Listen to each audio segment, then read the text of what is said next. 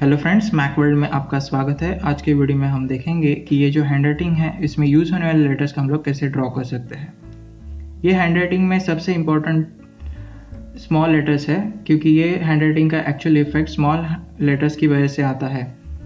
आप capital letters आपके accordingly आप लिख सकते हो, पर ये स्मॉल लेटर्स सबसे इम्पोर्टेंट होते हैं। तो आज के वीडियो में हम ये स्मॉल लेटर्स ड्रॉ करना सीखेंगे। अभी हम लोग ये लेटर्स ड्रॉ करने की प्रैक्टिस करेंगे। ये नॉर्मल कर्सिव हैंडराइटिंग में जो यूज़ होने वाले लेटर्स है वैसे ही है, बट कुछ लेटर्स में यहाँ पे चेंजेस है। जैसे कि ए का जो ये शेप है, ये एग्जिट कर्व है, वो बहुत सारे और भी लेटर्स में आता है। जैसे कि डी का ये पार्ट हो गया, डी का ये कर्व, या एच का ये कर्व,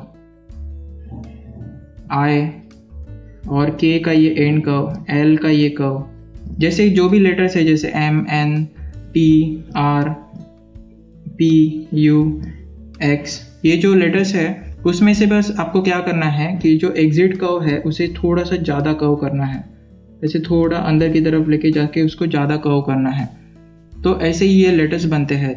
तो हम लोग अभी ड्रॉ करने वाले, तभी ये जो लेटर्स मैंने बताए जैसे ए, D, H, I, K, L, M, N, P, R, T, U, ये जो लेटर्स है, या एक्स, ये जो अभी हम लोग ड्रॉ करेंगे तो उसके ऊपर आप थोड़ा सा ज़्यादा ध्यान दो तो आपको समझेगा कि ये लेटर्स कैसे बनते हैं। तो ये एक्चुअल शेप की वजह से ये हैंडराइटिंग को ये इफेक्ट आता है।